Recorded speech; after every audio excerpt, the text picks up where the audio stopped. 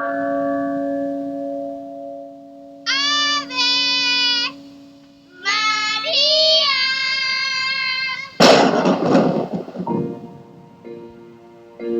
are you? I come from heaven. Who are you talking to? What do you want from us? For the gift I can see her now.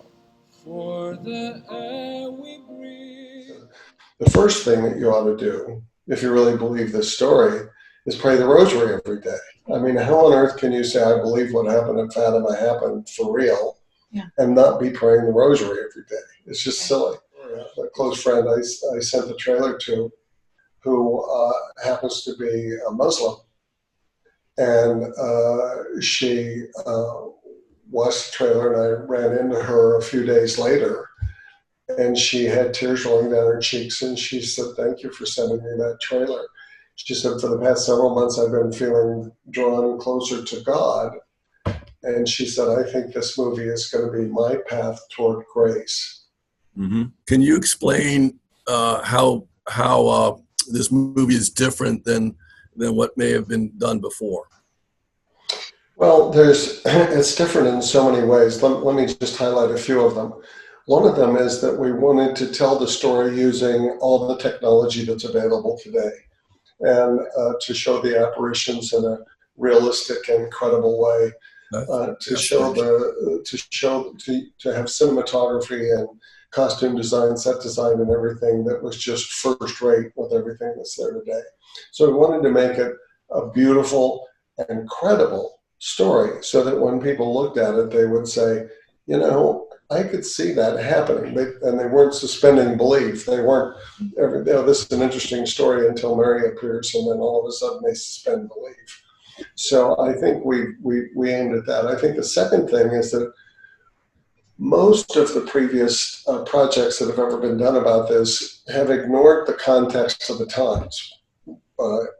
Europe was involved in World War I. It was being ravaged by World War I. Portugal was at the end of a really kind of brutal civil war, where the nationalist Republicans had taken over, and as they took over, they saw Catholicism as a threat to the establishment of the new republic. So they really were worried that the church would have too much of a voice in what was happening in the culture, what was happening in the world. So there was this tremendous pressure from everywhere on the kids to say that this didn't happen.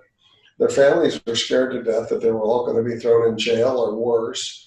And the townspeople were afraid, the priests were afraid, everybody was legitimately afraid.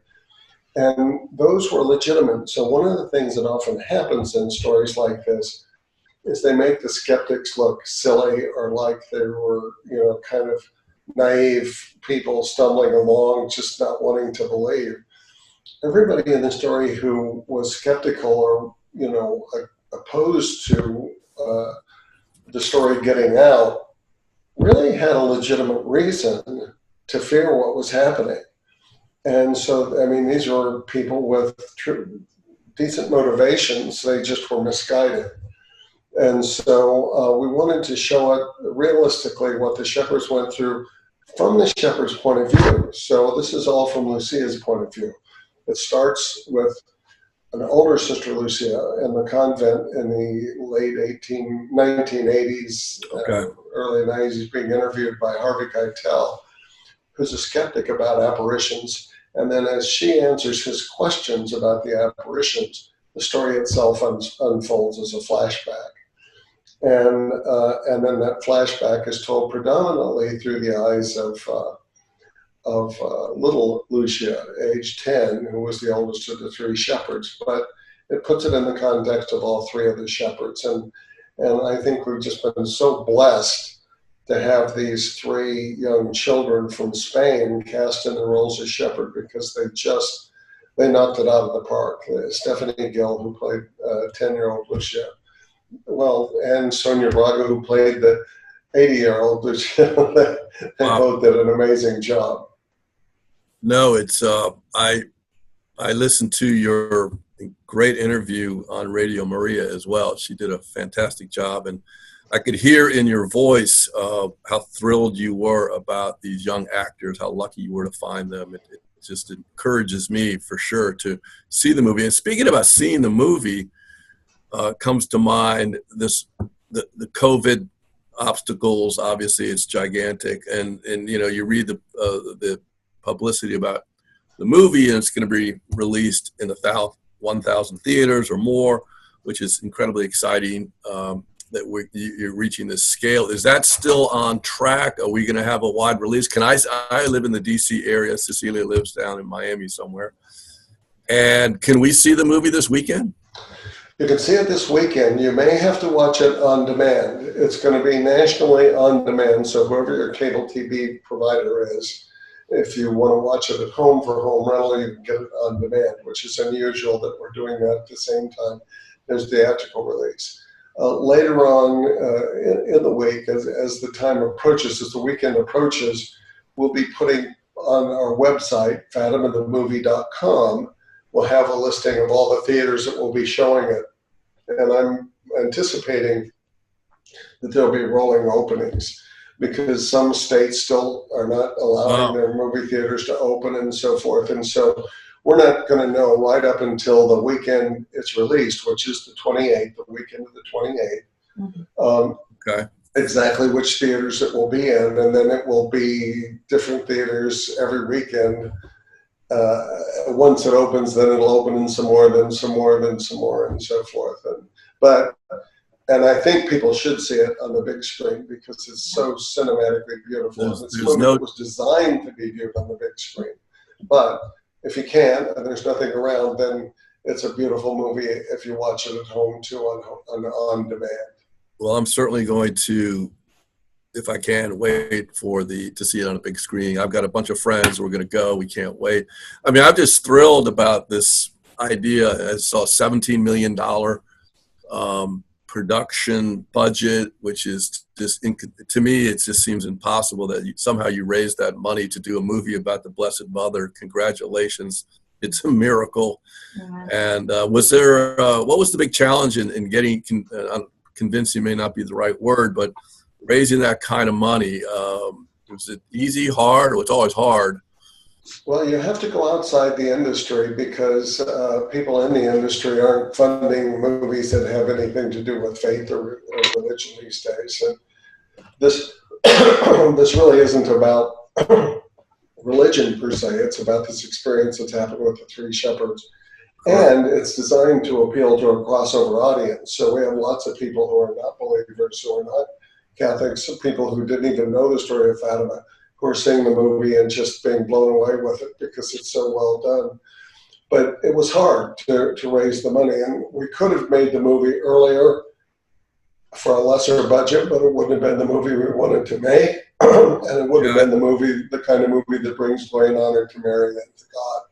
And so we decided, no, we're just going to stick by our guns. No, that makes all the sense. It's what we need. Right. Well, there are a few haunting moments that I would call haunting moments in Fatima in this movie. Sure. And they're the kind of moments that stick with different people on different levels. And one of the things that I think is going to make this movie a movie that people want to see over and over again is because it's layered. There's so many different subtexts and sub-stories going on. The interaction between Lucia and her mother, Maria, who was one of the most respected and the only person in Fatima who could read and write, and was scared to death of what was happening and not knowing how to deal with it and so forth. And then in the end, kind of Lucia becomes a mother to her mother through the Blessed Mother. And so these are not the kind of scenes that would shock somebody's sensibilities like the negative scenes in The Exorcist would. But they're movies that we found, they're scenes that have captivated they've captured their imagination, and they've animated their passion toward a number of things that I think cause people to reflect and to think about what happened, and if this really did happen, then what are some of the implications for me? Because that's ultimately even the scary movies like you talked about with The Exorcist, like, what if this could happen to me? And I think Fatima does raise questions in an empathic way with the children to say, what could I do that? How would I have handled that situation? And if it wasn't me, but it was them, but I now know it was them, what are the implications for me in the future? So I think this is the kind of movie that people will want to go see for different reasons than they go see The Exorcist, but very similar reasons in terms of the fact that they resonate with their core passions. Right. And I think the world right now, more than ever in our lifetime, is most people are in a search for divine love. And I think there are some ways in this movie that point people in the direction of finding that. And I think once they get on that path, it can be way more powerful than a thrill ride into terror, for example, that they find with The Exorcist. Fatima, the town of Fatima, obviously named after Muhammad's, I think, daughter, one of her daughters. His oldest daughter, yes. Does anybody ever, I've read a few things. Has anybody ever connected all that? It doesn't show up in your movie. We don't need to spend a lot of time. We don't go through all that in the movie, all that historical background and so forth, but Fatima was the name of Muhammad's oldest daughter. Mary is the only woman who's mentioned in the Quran, and she's mentioned 35 times. The second largest pilgrimage group by religion to visit the shrine in Fatima, Portugal every year are Muslims. That's over 500,000 people a year visit the shrine.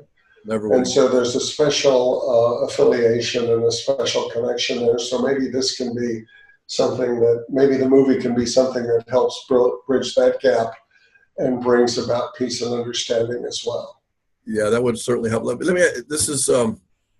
We've sort of touched on this already, but what do you hope your audience takes away from the movie experience after the film? What do you hope they go home with? I'm hoping that people, there's one of the scenes in the movie is when Harvey Keitel, who's a skeptical professor, is interviewing an older sister, Lucia, played by Sonia Braga, in the late 1980s, like in 1989, 1990, right around the time of the collapse of the Berlin Wall. And he asked her a lot of questions, but at one point in the interview, he paused a little bit and he says, "Do you have any regrets?" And this is also in the trailer, I think. And she says, she kind of nods her head a little bit, gets sort of a subtle smile on her face, and she says, look around, this is 1990. Does it look to you like the world has heard a message of heavenly peace? That's my only regret, not having done enough to serve my mother. And so what I would hope is that people would say, I think that's one of the haunting moments, and I would hope that people would say, boy, in 5 years or 10 years or 3 years or 20 years from now, if I look in the mirror and I ask myself the question, have I done enough to help foster the principles of peace, charity, and love in the world?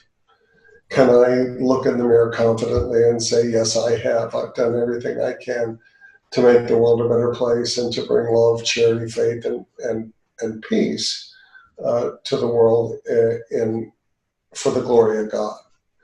And I think if people were feeling more confident that they had done what they could do across the board, then I think this movie would have done a wonderful service to the world. Can you share with us how somebody like myself or other enthusiasts can go to their pastor at their church, or how to put groups together? Do you have any advice on that? On our website, Fatima the Movie, all one word, FatimaTheMovie.com, people can go to the website. There's a resources page that has all kinds of resources available for children, do things with children's groups and stuff like that. Okay, good. But also to do things with the parishes. And there's also a group sales page. So if people want to, like a lot of people are getting together, going to mass, praying a rosary, going to see the movie. A lot of schools are doing that. A lot of Catholic schools are getting together and having the kids do mass and a rosary and then go see the movie together. And so there are all those resources on the website that talk about how people can do that. Cecelia, you have any thoughts or questions for Dick? I think you covered everything. The only question I had was a pretty simple question. What was your greatest joy in filming the whole thing? Ever a moment? Oh, the greatest joy, I think, was just seeing it all come together in production and seeing the finished project. I mean, we had included the Shrine of Fatima and all their theologians and historians from the beginning to consult on the script and to make sure everything was historically and theologically accurate. And then we had, we filmed the entire thing in Portugal. Almost all the extras, for thousands of them, almost every single one of them had a special story to tell about their personal connection with Fatima. The grandmother, grandfather, great uncle, or somebody had been at the Miracle of the Sun and told them about it. So they had this special reference and wanted to be part of it. And it was, and just when everybody came in contact with the movie, they just sort of adopted this special kind of reverence toward the story. And so I think the biggest thrill for me was to see all that come together. I think Marco Pontecorvo, the director, it's a miracle. He performed a miracle when he made this movie, because it's a miracle in and of itself. And he brought out the best in everybody. The casting was superb, the costume design, the set design, the music, Andrea Bocelli singing Gracia Plena, the theme song for the movie. All my grandkids know that song now by heart. And, there's just so much to like about this movie and so much to like about how it all came together. So after more than a decade of working on this to make it happen, I think seeing it all come together in its final fruition and then knowing that the people at the Shrine of Fatima were the first ones to screen it when it was finished, because we wanted to make sure it was okay on every level. And they gave it a standing ovation and said it's the best movie about Fatima ever made. So that was nice. Beautiful. Amen. Could I just share one more story that is an amazing, you could share as many amazing story.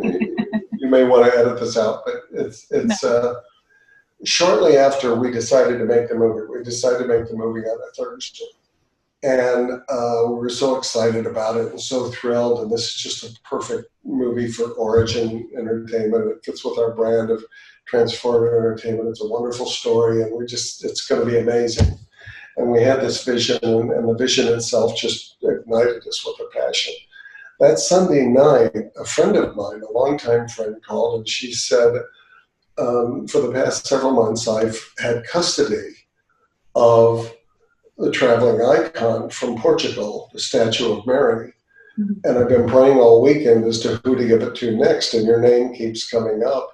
She said, would you mind if I would you like to take custody of the statue? And I said, oh my gosh, Helen, you're not going to believe what's just happened. We just decided to make this movie. And so, yes, I'd love to keep it. So we had the statue. And not long after that, a woman who was working with us on the movie and helping promote it and doing just phenomenal work for us, reached out to me one day, and she said, I have a friend, her kids go to school with my daughter, my son. Her kids go to school with my son. And she's in her 40s, and she had breast cancer, and they treated it, and now it came back, and it's metastasized, and they've identified it in 8 different nodes of her brain. And so it's really serious, and they're not very optimistic. They're going to do everything they can, but they're not very optimistic. And she read where people who have had cancer and been in bad shape have been able to pray before the traveling icon from Fatima. And since you're working with a movie, I wondered if maybe you might know where it is. And I said, oh my goodness. And I said, you're not going to believe this, but I'm standing here in my living room looking at the statue. Right. And she said, well, can she come pray before it? And I said, I think we should do better than that. I think we should put it in the box and take it to her and her family so they can pray for it at their house. Oh, wow. That's beautiful. So they did. And long story short, we took them the statue and they prayed in front of it fervently. And she went back in to do her final preparation before starting this year-long radiation therapy followed by chemo and all this kind of stuff. And all 8 nodes of cancer had disappeared completely. What? No. Yeah. Oh my And goodness. these were, they had pictures. No, we're not editing this out. They had pictures of it. They had pictures of it. And then it was clear, and so she's completely healed. So it was like, oh my gosh! And so that was probably one of the many miracles that happened. Now everyone's going to want that statue.